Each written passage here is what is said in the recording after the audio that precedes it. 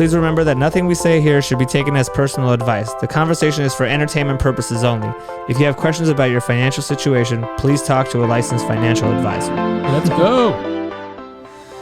All right, welcome to another episode of Future Money, where we talk about the companies of the future that make us money. We're very happy to be back. We have another special guest with us today. With us, as always, I'm Ayal Shmilovich, managing partner. Hatem, managing partner as well. And very special guest, Ward Poulos, co-founder of ZipRecruiter. Yeah. Ward, you can give your fancy title yourself. That's really it. That's Co-founder of ZipRecruiter, former chief design officer, now really just co-founder is the title, I guess. Okay, Yeah. cool. So, yeah. Thank you, Ward, for being here. I'm very happy to be here. Thanks for having me. Yeah, if you don't know what ZipRecruiter is, probably one of the most successful LA startups, now public company. Yeah. Competitors to LinkedIn or? There's a few big competitors. A few. And people probably know who they are, so I'm not going to say them. And yeah, we're a big job board, big marketplace for jobs at this point. If you don't know ZipRecruiter, you're living on another planet, most likely. Hopefully our marketing has reached wherever you are. You've heard their names on a podcast. In fact, they might be sponsoring it. No, I'm just kidding. Let's have the conversation afterwards. Exactly. I know people that... For compliance purposes, they are not sponsoring. We'd like to make that. Now that I'm on it, it's going to be so huge that you need that sponsorship. That's exactly right. They've been a really amazing success story here. So we wanted to have Ward on to kind of talk about the startup space in general, what it was like, what your guys' journey was like, maybe some message to new entrepreneurs or people in the startup world now. I think I'll talk a little bit about how excited I am to have you here, because I get to talk to a lot of founders, startups, and really success stories, because of they are either GK clients or they work with us or they want to work with us, and we get so much insights from those conversations. So I'm really grateful to have this and be able to share this with people. So thank you for coming on. And also, it's an LA startup story, right? We're not San Francisco's small little brother that's trying to do things. Right. That's right. And I think we were undercover for so long. We were sort of in stealth mode in a way for years that. There weren't a lot of LA success stories at the time, and now I think there have been more. But at the time, we were sort of like, we didn't do PR, we didn't get a lot of attention. But yet we'd see a lot of up north companies that were taking funding or whatever they were doing at the time going public. And here we were just churning away in Santa Monica. It was such a quieter startup scene, especially 10 years ago, 12 years ago. But now I think, I don't know, it's definitely more of a tech scene here than it was. For sure. So, I mean, this is part of like GK's story also, is we came up in this Silicon Beach, although if you ask people in the tech world, they hate that term. But for those listening, I'm sure you've heard the term. I grew up in LA.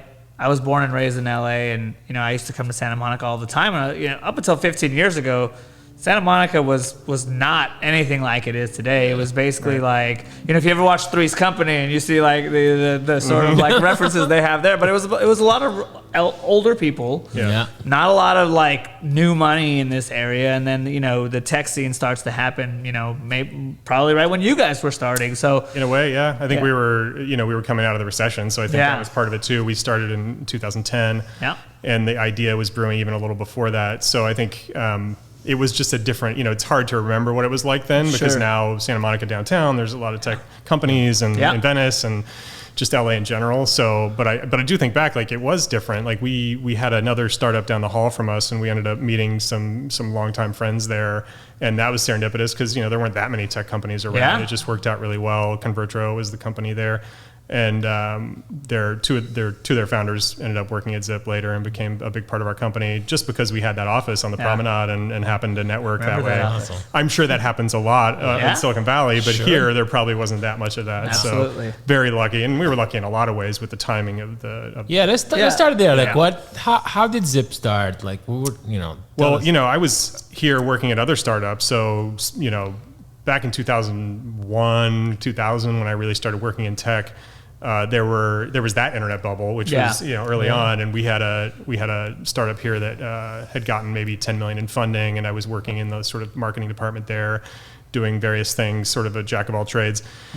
ended up moving on and doing freelance graphic design and doing some web design and product design, and got hooked up with Ian, who's the CEO still and one of the founders at a company called Rent.com. So we met there, and then the two other founders also worked there. So Joe and Will were also Rent.com developers, programmers at the time, and Joe and Ian even went further back to Stamps.com and some other companies.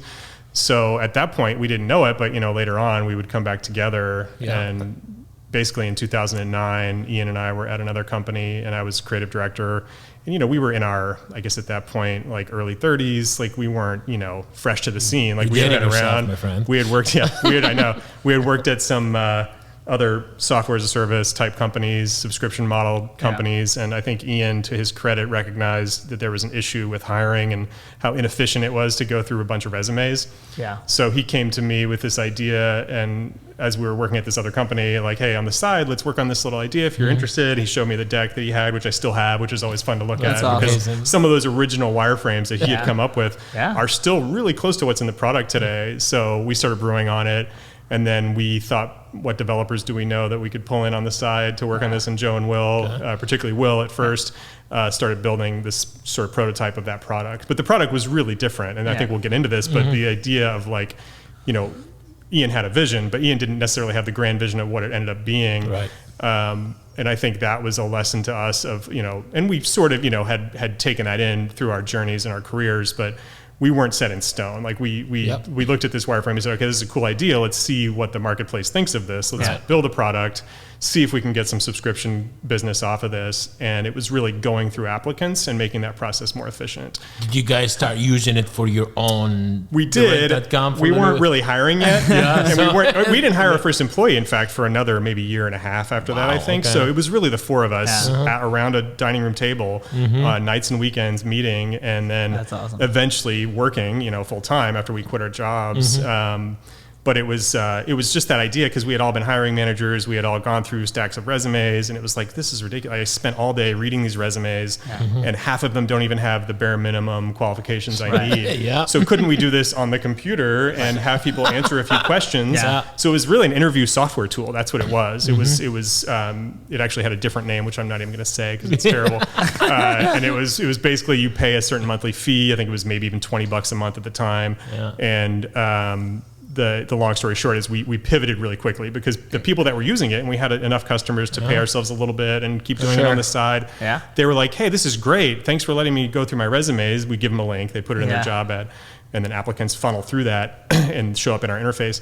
They're like, can you actually get me some candidates? That's what the problem I'm really having. And we're like, oh yeah, okay, well, that's actually really easier to build. So listen to your customers. That's the first lesson, I think, was like, had we not listened to them, the thing we built would have been a nice little maybe software as a service company and maybe 30 employees. And that's kind of what we wanted at the time, was let's just build our own company and 30 people by the beach with a dog, in Santa Monica. That's not so bad. But then we quickly realized, this could be a bigger company if we actually build this sourcing tool for people. And the idea there was really like, why post to 10 places at once when you can go to our forum and we'll do it all for you.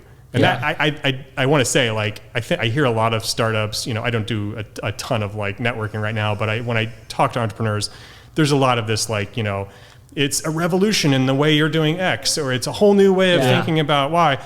And we found success because it wasn't a new way of doing anything. The best ideas are the ones that are already there. They're just simplified. It's a step you're already going to take. It's just cheaper and better. And by the way, like it's way cheaper in our case. You were going to pay $300 to post on a bulletin board site and hope you get a result. On ours, you would actually get these flexible job slots, so you could basically reuse them if you hired that job. So the economics were really in your favor as a customer. So it was a no-brainer. It was an easy sell. And another lesson we learned was we could sell it through Google SEM. And that was our only marketing to begin with. So that helped us guide the message. You used the tools that are available back then. For sure. It's like a lot of people got their whole job started based on Facebook and how they did their things. That's right. And so that's great. So you guys started the company right in 2010. So obviously that's in the shadows of the financial crisis. Really right when the financial crisis kind of was starting to at least decelerate a little bit, where things. So I'm curious, was there more, because of the amount of people who were looking for work at that time, were there more? And I'll give you my own experience. So 2008 is when I graduated from grad school. Wow.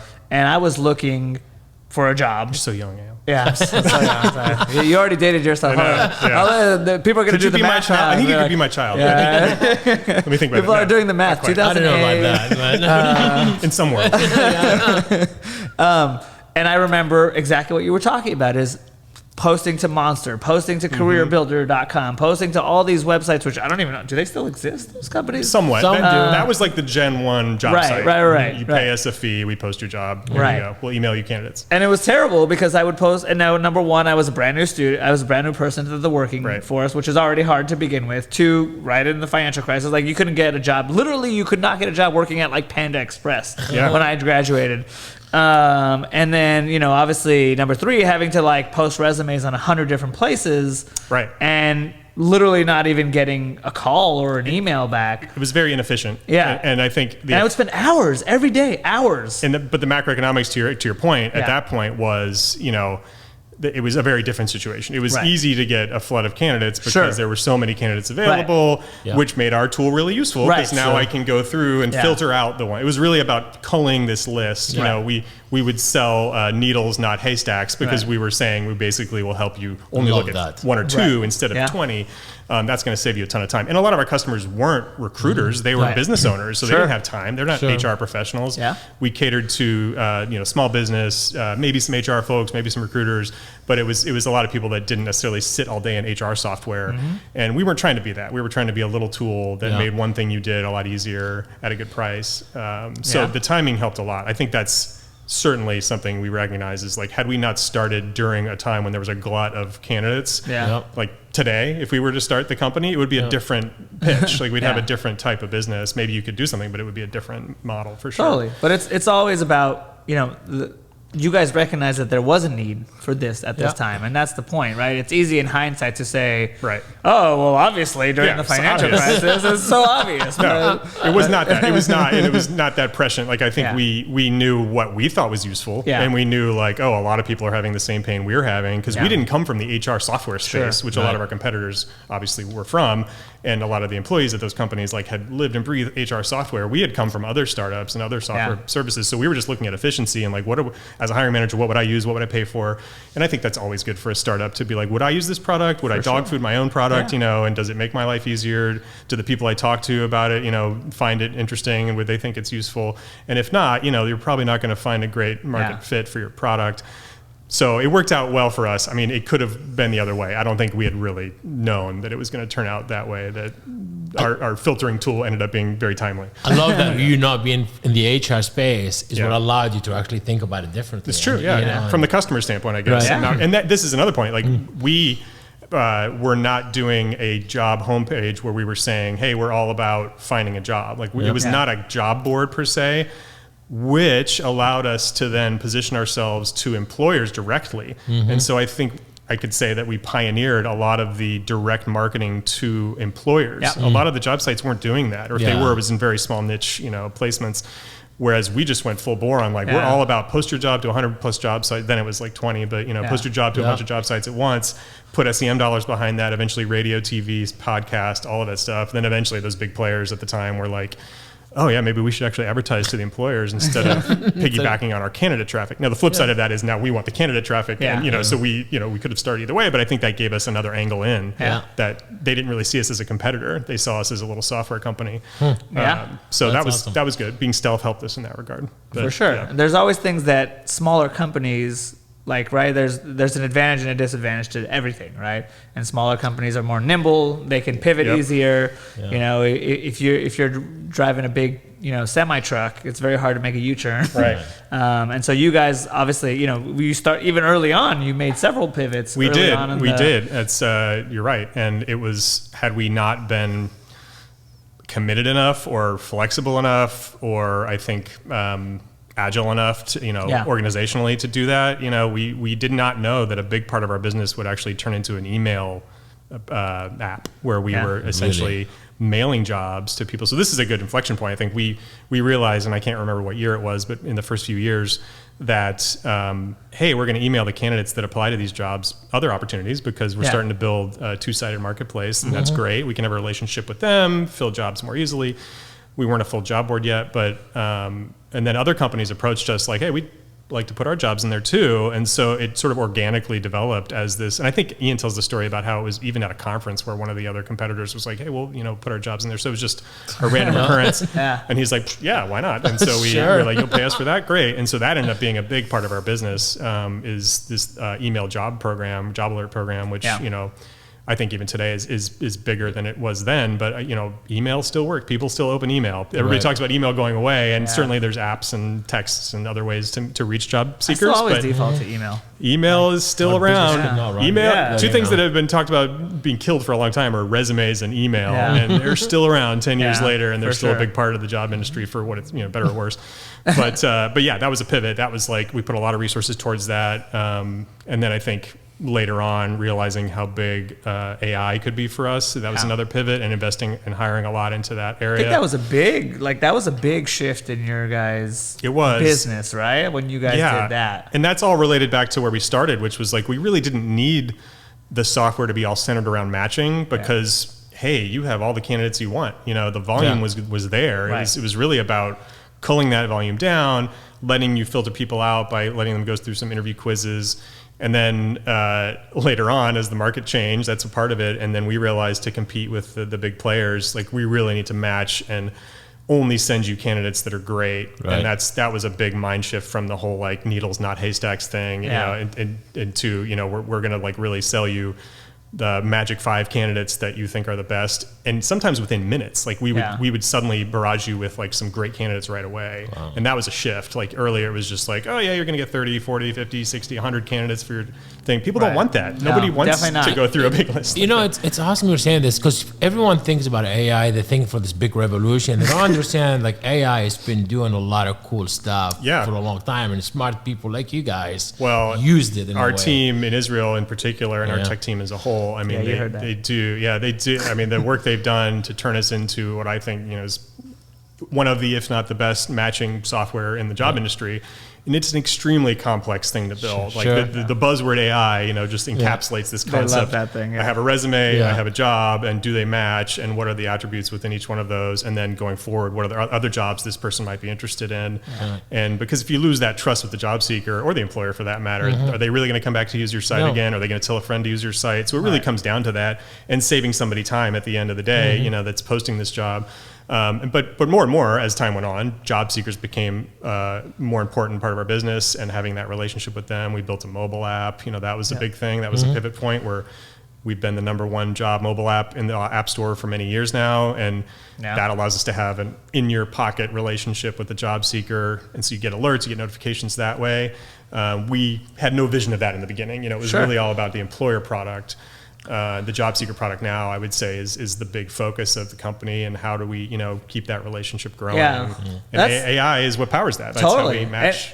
And that's what I love all these things, because when you start a company, you kind of don't know where it ends up, right? And people ask me this all the time. Obviously, we're big Tesla investors, we're big Apple investors, and when people talk about Tesla, they talk about making cars or Apple, they make phones. But when they started Apple, right, they made computers, right? They made computers, and did anyone know that they were going to have an app store that was basically a Fortune 50 company on its own? Right. Like, nobody knew it was going to go there, right? Just like nobody knows where Tesla's going to be 5 years from now, if they build robots and God knows what else. And I actually, maybe Elon's actually. I just read this actually talking about Apple. Steve Jobs, when they built the first Apple store in 2001.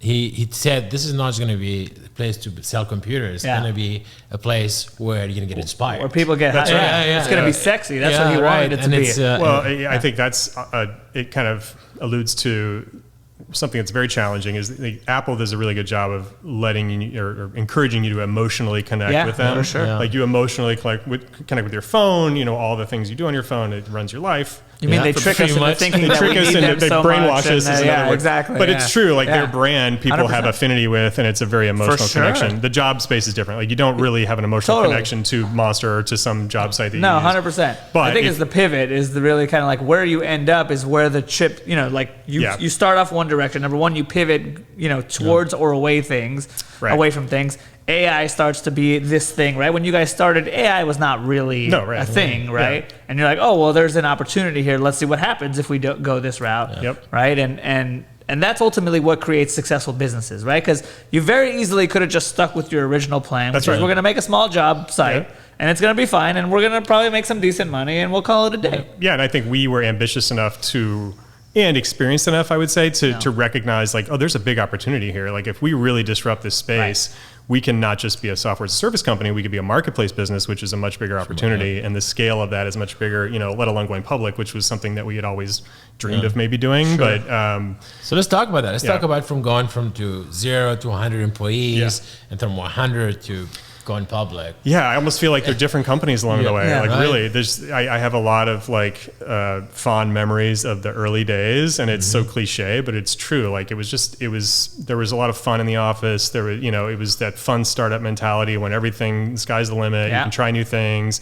You hire a lot of people that you knew already, and that helps too. Like our hiring process in the very early days was like, well, who do we know in our network that's good? Yeah. And then we quickly sort of sucked up all the talent that we had that we could in our network, and particularly because we were a Perl development shop, which is a hard language to hire, and we were able to hire pretty much all the people that worked in that language. Perl. It's a language. It's a programming language. Yes, that's all I will say. So in the early days, it was a lot of that. So there was a little bit of an advantage there, and I think back to those days very fondly. And then to your point about like getting to 100, I feel like there's maybe 50 to 100. There's an inflection point where you just have to have more meetings. Like you start getting to the point where you're like, oh, not only do we need more office space, and that was another saga in the beginning. Was like, how do we commit to 5 years of office space lease when we have no idea 6 months from now how big we're going to be? I remember those days, Ward. I know you do. People who are old enough to remember when it was the 4 founders and just a couple other people. I mean, legitimately, we were like, we had a closet was our first office in the back of DocStock, which was a startup in Santa Monica, and they were Jason Nazar was nice enough to give us the back closet there, and that we had one customer service rep that was with the company for a really long time. That's the Santa Monica equivalent of the garage that you started. It was pretty much. Well, the dining room was the real garage. It was from the dining table to the closet to then our office. The closet was the upgrade. Yeah, the closet was the upgrade. All right. And then because we didn't have the dog barking in the background and whatever. Then we got the office, which was like 1,800 square feet. It could probably fit like maybe 15 people. I don't know what, it was not a big office. Yeah. And that we thought was going to be our office for years. And then quickly we're like, oh, let's knock down the wall, get the neighbor office. Then we built that out, and it was going to be really the office forever. Yeah. And that quickly we outgrew within like a year, and then we had to get another one. I signed the lease personally on another lease, on another office, which is right next to our current headquarters.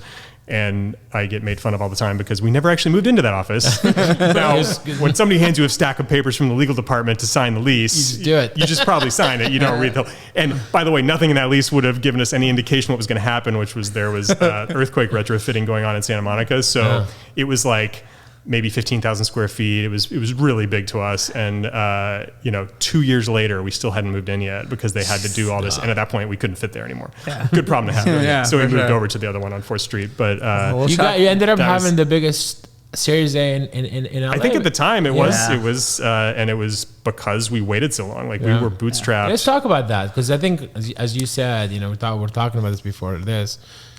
Entrepreneurs want money, they need money, they go after all the cash they can get. Right. Let's talk about that. Instant gratification. Yeah, and everything I say is to be taken with a grain of salt because every business is unique. Sure. Every macroeconomic condition is unique. Every VC, frothiness level is unique. Yeah, for sure. Right now is different than it was 6 months ago. We are not forecasting the markets. We don't know if the stock market is bottom. The appetite for investing fluctuates quite a bit. But we knew in the beginning that we preferred to bootstrap because we didn't want to give away equity. We wanted to maintain control. And, we didn't think we needed it because we could build everything that we needed in the early days without hiring anybody. And that was lucky. That was because we had 4 great co-founders that could almost do every aspect of the business in the early times. So that was 4 years later when we took the Series A. So by that point, we were pretty mature. We had, at the point, at what we would think of as mature. And I hear a lot of people that are starting, new ideas that are out looking for funding. Before I would always say, like, well, why aren't you out looking for maybe a partner or a co-founder or somebody that can help you build? Like, do you need to hire that person? Like, I'm all for keeping hold of your equity, but if you can partner with some people that allow you to maintain, more of the ownership and control of the business, to me, that's always better. But the flip side is, had we taken funding earlier, we would have gotten more attention. Yep. We would have certainly gotten more legitimacy to maybe other partners, to maybe other investors down the road. So there is a positive nature to taking that funding earlier. It just depends on the business. Some businesses you have to, like you need to fund that business in order to grow your network or whatever the business model is that you have. We just didn't, which was great because it gave us that power to kind of wait a little longer, dictate our terms. And honestly, by the time we took a Series A, we were pretty much like, oh, you guys want to send us, memos and we can start talking about terms, great, but we don't need it. We'll listen to you. So we had so much leverage at those tables. It's always to be in that position. 100%. Well, that's the point, right? You're in a position of power at that point because you're like, if we don't get this money, that's fine too. It's fine. Maybe we won't be as big as you think we'll be, but we'll be fine and we're happy. And that's and you don't, like, honestly, you have no idea. You could have raised a bunch of funding, lost control. Some a-hole steps in. If you get the wrong partner, and that certainly happens a lot. We got a great partner in IVP and Eric Liao, and the way that they were involved, I would say, was what we were hoping. It was definitely a partner who was there when we needed them, but not overbearing. Yeah. So it didn't change that much. But back to like inflection points, I think the employee number is one. Yes. Obviously, taking investment is another one. Yeah. Now suddenly everybody knows about us. Yeah. Suddenly we're not undercover anymore. Suddenly the competitors, I won't name them, but some of the big competitors were turning off our traffic then because it was like, oh, you guys aren't just a little garage startup that we don't have to worry about. You just took a huge funding round. So that was a crisis moment in the business. And I think it taught us a lot. It forced us Take us to that moment. Like, what happened? Like, tears. No more traffic. It was like half of our traffic went away. And that, as you can imagine, in a job board site, that's a big deal. And we had for a long time already talked about like weaning ourselves off of partners, like getting more of our own traffic, developing our SEO, but it's just, it's a long, it's a black box. It's really hard to get SEO right. So it's a big long-term investment that we're still investing in today. And I think, at the time it was like, oh, we're really going to go out of business. Like, this is it. Like we took this big funding round. We promised these big numbers to these investors and we are screwed. Yeah. So we went into like war room mode and we just figured out how to make it work. And, that was being flexible. That was, and hiring smart people. Like, you've hired smart people that don't come in with like necessarily a set expectation and a really rigid perspective. They're like, oh, okay, this is the problem now. Like, I'm going to change my mind frame to work on this new thing. And we would always talk about making a war room or making, a wartime mentality or whatever it is. Like, and that's when it's, fun in a way, because then everybody gets to like really, call in for some food. We'll all sit around the table together. We'll sit here for 8 hours, however long it takes to solve this problem. And I think that's at a much smaller scale what was happening then, because it was existential. It was like, we don't have traffic. And it took us a little while, but we got the traffic back from other sources. We figured out how to make it work. And had we not done that then, we would have had to do it later anyway. So it was a forcing mexican for the better of the company ultimately. I love that. It's the whole the old Winston Churchill, never let a good crisis go to waste. Exactly. You gave so many great nuggets. Like there is a vision right now, a perception that Silicon Valley or some of the startups are just cowboys and they just do things just to break stuff. Right. What you just told us is just like, hey, how do you really solve problems, but also you're going to have some really existential issues, and you get together with some smart people and you figure out the problem. I was always confident we could figure out any problem, and we had several others along the way that were big major issues that we fought our way through. But that, I think it also speaks to hiring people that believe in the vision. And if people at your company buy into that vision and they truly feel empowered enough to make a difference and impact that vision and getting to that result, then they're going to stick around during those hard times. If they come in and they're like, oh, I got great benefits. Oh, what do we do? We sell something great. It's like, in our case, like, we're changing people's lives ultimately, like whether it's on the job seeker side, who obviously careers and, people coming back from military, or people who have been injured recently, or people that, or just mothers coming back into the workforce. Like, we get so many stories from job seekers and how it affects their lives. So that people internalize that in the workplace. And so when then the hard time comes, they're going to be there to help you and fight through it. And I think it is hard to hire those people. It's an easy thing to say, but having a vision that is a positive thing in people's lives and having a mission that affects people in a positive way is a big leg up. For sure. Like, nothing against other companies that sell other things, that's great too. But I'm just saying we had an advantage in that. Like you have to have a bigger purpose. It's always easier, I should say, not easy, to work for a company that you believe in the mission that they're trying whatever to that accomplish. is. Yeah. Whatever the mission is, exactly. right? And I think you said something really important. So, the people that you work with, the smart people, the people who are committed. When we pick an investment, it doesn't matter what, we do a lot of tech investing, we do a lot of investing in media and things like that. But the one thing that's always consistent to us when we look at companies is, what does the management team look like? What's the vision? Right. It doesn't matter if you're, making widgets or if you're, ultimately some AI fucking cybersecurity. Yeah. Sorry, I just dropped the F-bomb, but it's okay. It's our podcast. I can say launching cars to Mars. Yeah, exactly. It doesn't matter. Like, ultimately, do you have somebody who's going to have that when the chips are down? Yeah. Right. Well, how are they going to react? And I know not so long ago, that was probably a scenario that you guys thought of, right? We all went through the COVID pandemic together. Much like our business, you probably thought things were going to get really bad for really long. And you were in the job market. Job site, and when basically half the country was out of work, like, what was that moment like? Like, what was the war room like at that time? That was the worst hard time in the business, honestly, for me personally, because, we did have to lay people off, and we had never had anything close to layoffs. Like, we had always been growing and a rocket ship and profitable pretty much in the beginning. And, to have to lay people off that you worked with and developed and trained and,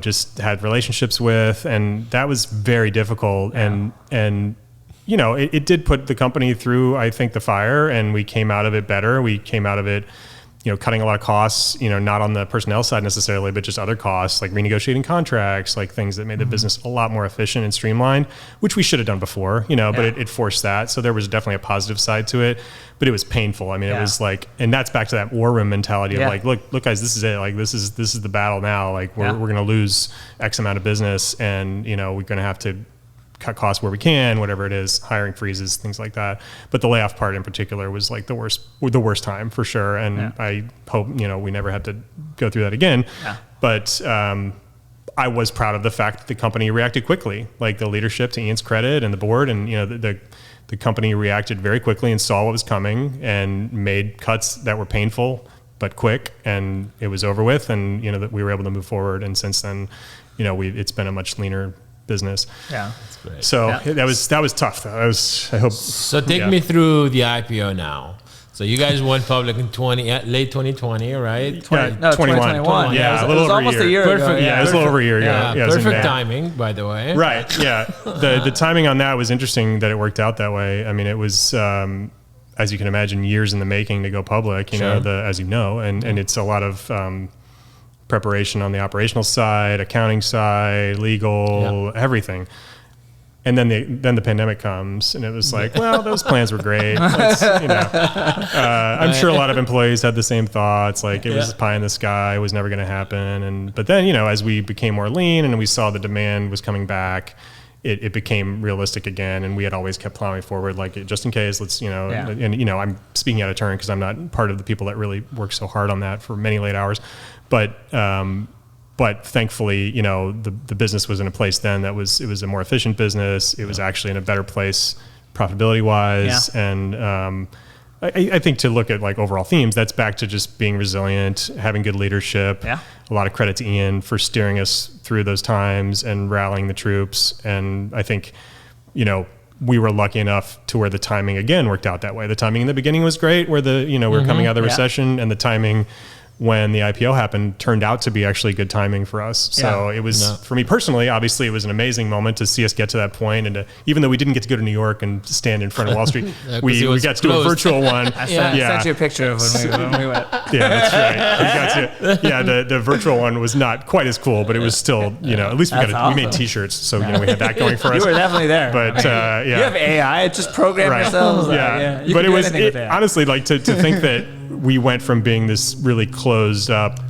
stealth mode type startup to now a public company is a really big shift to be like, wow, now everybody can invest in our company. Like it's such a weird, cool feeling to have. And I'm obviously very proud of it and all the people that got us there. It's amazing. It's your baby, it's like, it is. I'm still thinking of it that way. And it's hard not to, for sure. I mean, for the people who aren't involved in, again, we're at our firm, like we feel the same way, right? We built Gerber Kawasaki from the ground up, and we continue to build it, and it's our baby. Yeah. What year did it start? Was it 2010? Same year, right? Yeah. Same year, So we've seen a lot of changes around for sure since then. And that's what we're saying. Like, we came up in the Silicon Beach world, and we have a lot of clients in tech. That's why one of the reasons we're doing this show called Future Money is because that's the space that we're in as financial advisors. This is what's around us all the time, and our clients are people like yourself who maybe they're these 4 plucky guys in a closet, in an upgraded closet somewhere. Plucky guys? Plucky. Yeah. That's a real thing. We were plucky. Yeah, we were plucky. And so you guys go public, and you make a decision to do a direct listing, right? And not an IPO. And for those of you who don't know the difference, a direct listing is basically saying, hey, we're just going to list, and whoever wants to sell or buy can do it right away. Out of existing shares. Creating new shares, right? Exactly. Yeah. Versus an IPO where those, investment bankers come in and they only release a small sliver of the shares to the public, and you have a bigger roadshow. You have a lot more. It's a much more. So the direct listing is kind of you saying like, hey, you guys have been with us through this. And again, I'm not speaking for you, but a lot of times the direct listing is more like you guys have been with us. Here's your chance if you need to. Right. Well, to speak to that point, I think we had gotten to the point where we were big enough now to. It's going to be hard to be acquired. Right. Exit strategy was never what we were thinking about, but as time went on, obviously employees care about that. Sure. The board cares about that. The existing investors care about that. So it became less and less likely that we were going to get acquired someday. Right. We could turn into just a company that throws off profit, and that could have been an option. Obviously, the IPO and going public, allowed us to generate liquidity for people that had been there for a long time and had not gotten anything. Maybe they wanted it, maybe they didn't, but you gave them the opportunity. Stock options are great. Those of you that work in the tech world, stock options sometimes people roll their eyes at because it's very infrequent that they turn into anything, at a lot of companies. So it was nice to be like, look, we weren't just promising you nothing. Right. This is really has a value now. You can see it, you can track it, unfortunately, every day. But it's hard not to get obsessed with that. But I think that was a big, culturally in the company, it was a positive thing for people that had stuck it out for, and sometimes we had some 7 or 8 year employees, at that point, and that's a lifetime in tech, especially this day and age. So that was great. Yeah. And I think doing the direct listing was interesting. I learned a lot about how that works. I was, again, not really involved in that side of things. I work on the design, product, brand side and UX side. But learned a lot about how that works. And I think it was better. It was better because we didn't generate a bunch of new shares. Right. We just allowed people that had holdings to sell them, including obviously existing investors. Yeah, so when you think of investment banking standpoint, we saw the SPAC kind of boom and bust the last couple of years. SPAC. Yeah, and just it's where the incentives are, right? When you guys did direct listings for the right reason, I want just some of my early investors to get out and get some liquidity, but we don't want to issue a bunch of new shares and raise a bunch more money. Yeah, the goal wasn't to make money for the banks necessarily. Right. It was nothing against investment banks. They helped us along the way. Sure. But the way we did it was because we didn't need to raise the capital for the business. If you need to raise capital, if the business needs capital, that's the other you have to have a healthy business to be able to do that, which in itself I think sends a signal to how your business is doing. So we have a lot of clients either themselves, founders, co-founders, or executives at startups who were hoping to go public to have some exits last year or so. Yeah. And unfortunately, with the current economic stuff, they all had to be shelved. Yep. What's your advice there? You've gone through similar. I think it's back to what we were talking about earlier with this is one of those storms that you've got to find a way to weather and hopefully come out of it better for it. And when you do end up IPOing, you'll be a better company for it. But certainly there have been times when we've had to delay gratification. We thought we were going to build some cool thing, and it ended up being where we had to shut it all down. And we had a time when we were going to build an HR software, which is a lot more complicated than building a recruiting software like we were doing. We put a bunch of our best resources on it for months. We hired some people. It was a huge commitment, and we were going to go try to compete with like Zenefits and some other companies that were in that space. And it was very painful, but we had to just kill it. And I think it was a learning process of like, look, this period, we necessarily, we didn't get a great result for the company out of it, but the employees got to learn something. We got to learn something. We learned what we don't want to be, and that was a very operational focused product where you had to have a lot of paperwork and get insurance in every state or get certified to be insurance salesman in every state. And I think in cases like timing sometimes isn't right. It's out of your control, and you got to come back to the mission of the company. Like, what are we doing here? Like, okay, maybe we didn't go public this month or this year or whatever it is, but we're really focused on the mission of this company, and that isn't to be a public company. The mission is to do our XYZ, whatever our mission is. And that's what would keep us focused, is like, look, we're just trying to be the best hiring platform we can be to help people find their next great opportunity, whether it's on the job side or seeker side or on the employer side. And that always centers you back to what really matters. And the gratification will come if you do it right and you build a product that people resonate with, then the timing will come, hopefully. But every business is different. There might be some companies where this storm is too much to weather, and that might be the case. But hopefully you build something that's resilient. That's awesome. Where your employees stick with you. I totally agree with you. It's just focus on your mission, and hopefully you can't control what the world is going to throw at you. You can control what you can do, and you can pivot, and you can maybe adjust your business. That's the idea. And we adjusted our vision in the beginning. Like I said, we didn't have this grand vision, so we again had to kind of discover that. Even a lot of companies have that right away, but it took us a little time, and I think flexibility to recognize what the right mission was for us.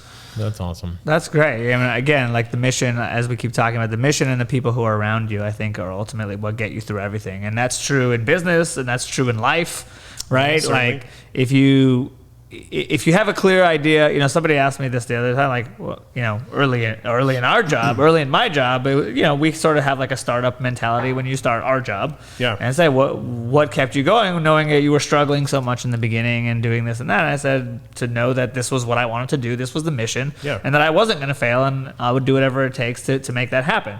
And if you have those people around you, and you have the support, because you mentioned sort of like being in the right place at the right time. Sure. That element is, for every success story, luck is an element in that space, right? But one of my favorite quotes of all time is the old, luck is when preparation meets opportunity. Because when lightning strikes, if you're there to capture it, then you can catch lightning in a bottle. Right. If you don't, you're going to get burned. Yeah. And so it's super important to have that sort of mission all the time, and to be ready when that time comes, and to be ready to get to the war room when the bad times come. That's right. And to know those times are going to come. You're going to have 100%. Yeah. We always tell employees, like, because I had several employees who we counted up like the number of desks they had because we had moved so many times. And it was like, look, that's not going to stop, hopefully. Yeah. Like, the change is part of this business because we're a growing startup. Like, that's just accept that. Yeah. And I think people that recognizing, like, we're not going to just figure this all out. Like, there's going to be new market conditions. There's going to be new competitors. Yeah. There's going to be new macroeconomics. Things change. And so that's a certainty. Yes. You need resilient people that believe in the mission to carry you through that and to make you better and better. And, we happen to work in an industry that's very tied to macroeconomics. Yeah. So it is frustrating at times to know, like, no matter what we do, there's a perception of the job market that we can't control. That's a different mentality now. That's something we've had to now pivot into, is like, how do we manage that internally, where it's like, oh yeah, don't look at the stock price, look at what we're doing as a company. Like, that's what really matters. So I think that's sort of a new world for us as a public business. So you're at a job where there's outside forces that change the trajectory. How do you guys relate to that at all? Where you can't control where the market goes. You guys are therapists, I think, half the time. Basically, right? That's or you were literally a therapist. I was literally a therapist, actually, and it does help during these times is to talk people down and say, everything's going to be okay, guys, don't worry. Your skills come in handy after. That's true. I do credit, by the way, all of ZipRecruiter's success to our 401k guy in the beginning. His name was Ayal. Thank you. You didn't have to say that, but I appreciate that. That's a nice plug. I love that. I'll never forget that story. Yeah, so that's great, Ward. Thank you so much for your time. I mean, you guys are such an amazing success story. Thank you. I've met all of the founders. Obviously, you and I have a very close relationship, but I've met all the founders, and I can attest to the team that you're talking about. From an outsider's perspective, I hear Ian talk all the time. I hear him. I listen to all your earnings calls, and I do think that from the beginning, like he had he's always been focused on the mission, and you guys all have. Joe and Will are both great guys and really good at what they do. I know that. I don't understand their part of the business nearly as much because I'm not a tech guy. But you guys have been amazing throughout this whole thing, and frankly, like it couldn't have happened to better people, this success story. So that's even better, right? Like good people get to win, you know? I will accept that. I think we're good people. And that's why I'm stuck with it, frankly, is because, you know, we all had kids, we had families, and it was more important to work at a place we wanted to work with good people than it was to have a bigger company. We just also happened to find opportunities to grow the company, and it turned out to be a great product that found a market fit, which is hard to find. So we recognize. Lastly, before I let you go, LA startup scene, where we are today, are we going to be the San Francisco? Are we? Yes. You see that? Yes. Because you heard it here first. Everybody's leaving San Francisco, so supposedly going to Miami. I think so. I think the climate is better. I mean, we have no homeless problem. Oh, wait a minute. I think the taxes are. LA certainly has challenges, but no, I think LA is. I've my whole career has been in LA in tech. Like I would much rather live down here. So I mean, I would think that would attract more people. But the ecosystem is there. I think so. Yeah. I mean, I'm probably not the greatest person to comment on that because I've only gotten one company funded. But I think I have met a lot of people and networked with a lot of people, and I think there's so much more support system now than there was 10. And software wise, there's so much more support for starting a business. I don't want to say it's easier, but it's more efficient now to start things because there's so many more services that are cloud based or AI. You know, that helps a lot. I think people should definitely go for it. And if you need to take funding, great. And I think those relationships in LA are a lot more available. Sure. Yeah.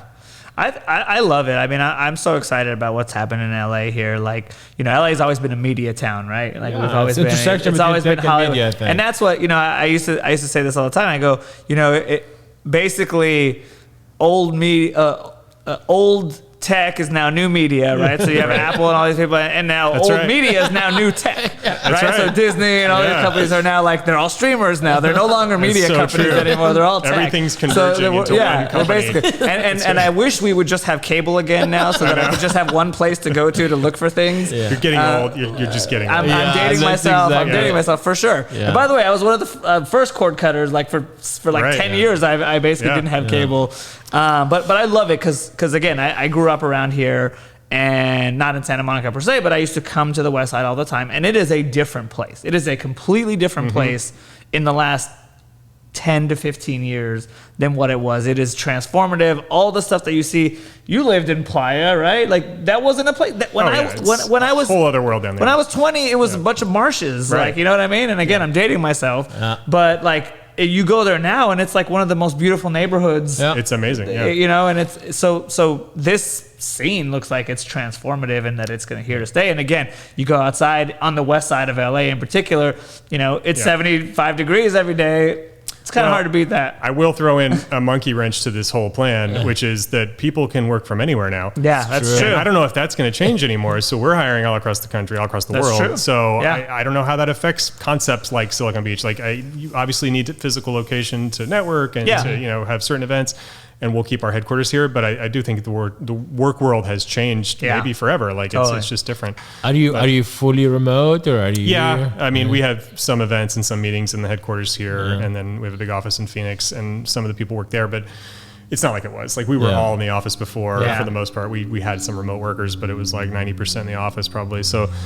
That's hard for me to. Can I ask you about like your person? I mean, I know you're not older. Like, we have an affinity for offices probably. I'm like 3 years younger than these guys, but I feel really young. That's a good question. I definitely see the benefits of it. I think the flexibility is key. The technology now supports it, whereas back when we started, you couldn't have done it. So I think in certain businesses it works really well, and I think the right answer is that there should be a range of options for any business. But I think if a business wants their employees to come in every day or a certain number of days a week, that's okay too. If you don't want to work at that business, go find another one, and that's definitely what's happening right now. People are jumping ship and going to where it fits them better. So I guess the answer is find the business that fits your lifestyle and run your business the way that works best for your business. And now, if we were to tell all of our developers you have to come to the Santa Monica office every day, we're going to have a hard time competing with the big tech companies we're competing with because they're not doing that. So part of it's what are your peers doing and the competitive marketplace of hiring. So there's no right answer. I think it is probably a good thing that there is more flexibility available now, I think, personally, in my perspective. And I think maybe people growing up now, coming out of college, will never have that concept of an office they go to for 40 hours a week. But maybe that's okay. You know, maybe they have a different experience. I totally agree with you. I mean, I think happier people just give you happier. That's what it comes employees, down to. Yeah. You know what I mean? If you have to commute 2 hours every day to get to your office, how fun is that? Well, and I think transparency is part of, like, if you're artificially making me do something that has no impact on my work, I'm going to see through that. You're not going to trick employees into thinking like, but if there's a real benefit to me coming in and I recognize that, I think that's how you get people to come together. And we try to create opportunities for people to come together, whether it's food or, you know, an event or whatever. And I think that's what I miss, is that cultural glue that ties everybody together. Me. And this is this is not this is my own thing. Yeah. I'm a people person. I'm a person who thrives off of the energy. Like, the more people are around, the better for me. Totally. So I languished in the work from home times, and I'm very happy to be back to the office. But to me, you lose something. Absolutely. In the whole work from home, the camaraderie, the culture, the culture is which is, would you have been able to build a ZipRecruiter? No, I think so many of the meetings were not planned meetings. You know, they were just walking down the hall, and I think that enrichment from your job is probably lost, like social enrichment, the relationships you develop. So what's the effect of that long term? I don't know. That's the bigger question, right? It's hard to know because we're still at the beginning of this experiment, so to speak. Right? I think it's more portability between jobs. I think you're more quickly jumping to the next opportunity because you're not as tied to it personally. Correct. You're just thinking about it from a salary game or from a mission. You're not thinking about the relationships as much.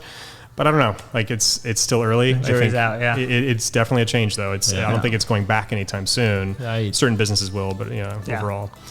Well, this is an awesome conversation, Ward. Thank you again for trusting us, for being with us, for giving us those. I'm a big fan of GK and you guys both. Very, very important to plan ahead. It is.